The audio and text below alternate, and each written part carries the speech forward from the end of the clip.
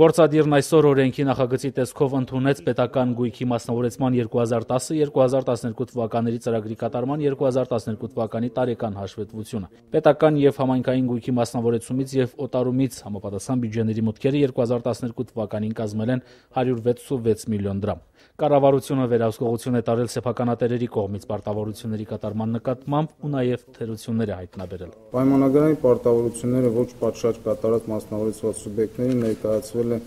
1,2 միլիոն դրամի չափով տուգանքի վճարման պահանջ, իսկ մեկ օբյեկտի մասով գործը գտնվում է դատարանում։ Որոշումներով սահմանվեցին քաղաքապաշտպանության վտանգավոր տարածքների բացահայտման, ճառագայթային, քիմիական և մանրէաբանական միջոցներից վնասազերծման ու վարակազերծման, արտակարգ իրավիճակների հետևանքով ֆիզիկական և իրավաբանական անձանց պատճառված վնասի գնահատման կարգերը։ Այս հարցի քննարկման ժամանակ վարչապետն առաջարկեց բնակչությանը պատկանող հիմնական միջոցների ապահովագրման գործընթացում ներգրավել մասնավոր ապահովագրական ընկերություններին։ Պետության